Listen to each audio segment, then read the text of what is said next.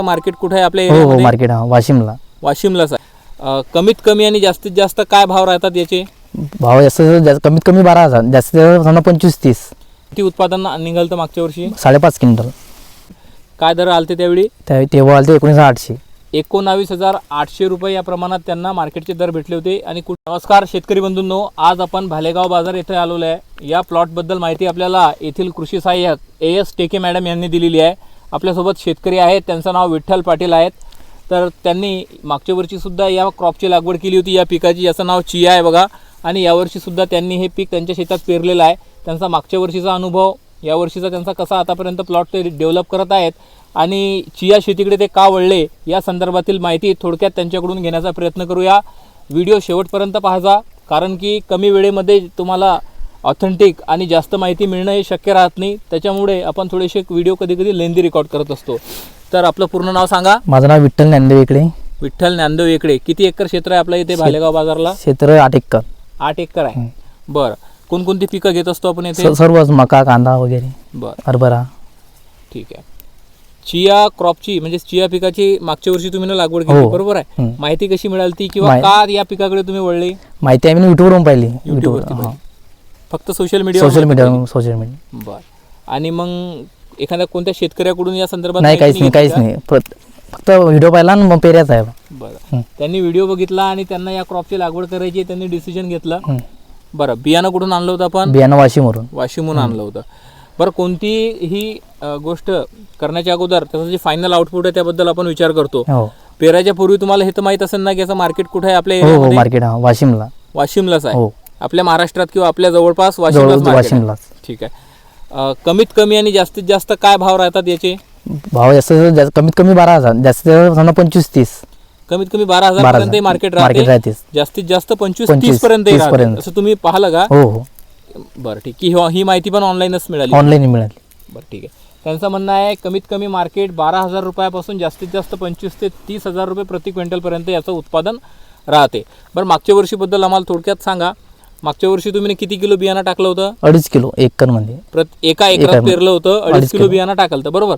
त्यापूर्वी कोणतं पीक घेतलं होतं तुम्ही ना? त्यापूर्वी सोयाबीन घेतलं होतं. सोयाबीन घेतल्यानंतर चिया पेरला होता. कसा पेरला होता हा? ट्रॅक्टरनं. आपण हरभराचा पेरतो 24 मध्ये. 24 मध्ये ट्रॅक्टरनं पेरला होता. काही बी सोबत काही मिक्स केलं का? बी सोबत भगर मिक्स केलं. भगर मिक्स केलं भाजून, तो पण भाजून तसं पेरलं तर भगर पण निघून. ठीक आहे. त्यांनी भगर भाजलं होतं, त्याच्यानंतर ते मिक्स केलं ते बियाण्यासोबत आणि मग पेरलं. बरं, ठीक आहे. मग पेरल्यानंतर याचं जर्मिनेशन किती दिवसांनी होते, म्हणजे दिसते किती दिवसांनी? 5व्या-7व्या दिवशी चांगलं दिसते. 5व्या-7व्या दिवशी दिसते. आणि पहिलं पाणी कसं दिलं तर मग याला? स्प्रिंकलरनं. किती दिवसांनी पाणी देत राहिले? पाणी तरी पण 16-17 दिवसांनी, 20 दिवसांनी. 16-17-20 दिवसांनी तुम्ही पाणी देत राहिले. किती पाणी लागले मागच्या सीझनला? 5 पाणी लागल ते. बरं, ठीक आहे. आता खत दिलं का? नाही, काहीच नाही. मागच्या वर्षी स्प्रे घेतला बस, बाकी काहीच नाही. खत दिलंच नाही. लास्ट इयर कोणतंच फर्टिलायझर टाकलं नाही? ठीक आहे. काय स्प्रे काय घेतला? स्प्रे त्यानेच दिला वाशिमवाल्याने. त्याने रिकमेंड केलं की हे स्प्रे घ्या, तुम्ही घेतला? काही तुलसी काहीतरी स्प्रे घेतला होता. त्या दिवशी क्रॉप किती दिवसाचा होता? क्रॉप तरी पण 60-70 दिवसाचा. 60-70 दिवसाचा होता. आज आपण ज्या क्रॉप मध्ये उभे आहोत हे किती दिवसाचा आहे? तरी समजा 65 दिवसाचा. 65 दिवसाचा आहे. बरं, ठीक आहे. 60-70 दिवसाचा असताना त्यांनी त्याच्यावर एक फवारणी केली होती. मागच्या वर्षी स्प्रे कोणताच घेतला नव्हता. ठीक आहे. त्याच्यानंतर याची जी थ्रेशिंग होती, म्हणजे हार्वेस्टिंग, काढणी म्हणूया आपण, ती कशी केली होती? ते मळणी यंत्र, लाईन मळणी यंत्र असते, छोटं. बरं, म्हणजे अगोदर काढून घेतला असेल लेबरच्या साहाय्याने, नंतर त्या मळणी यंत्रातून मळणी करून घेतली. बरं, ठीक आहे. किती उत्पादन निघालं तर मागच्या वर्षी? 5.5 क्विंटल. 5.5 क्विंटल पर्यंत तुमचं उत्पादन मागच्या वर्षी आलं. ठीक आहे. आता हे सांगा की ज्या वर्षी तुम्ही हे काढलं होतं, आता आपण मार्केटचे भाव ट्रेस करत असतो की बाबा आपलं पीक काढायला आलेलं आहे, सध्या काय भाव आहे, निघल्यानंतर काय भाव आहे, नंतर काय रेट आहे. तर तुम्हाला त्या पिरियडमध्ये ज्यावेळी तुम्ही याची थ्रेशिंग केली किंवा माल तयार झाला तुमचा, मार्केटचे भाव कसे होते, चढ उतार कसे होते? तेव्हा 13,000 होते. 13,000-14,000 होते. मग तुम्ही काढल्यानंतर किती दिवसांनी मार्केट? मार्केट 4 महिन्यानंतर केली. 4 महिन्यापर्यंत ठेवलं? 4 महिन्यानं. का ठेवलं होतं? भाव वाढण्यासाठी. समजा भाव वाढतीनच. बरं, म्हणजे तुम्हाला गॅरंटी होती की भाव वाढतात. मग मार्केटला विकलं कोणत्या महिन्यात? मार्केट सप्टेंबर महिन्यात. समजा सप्टेंबर महिन्यामध्ये. काय दर आलते त्यावेळी? तेव्हा आलते 19,800. 19,800 रुपये या प्रमाणात त्यांना मार्केटचे दर भेटले होते. आणि कुठे नेऊन विकलं? वाशिमला.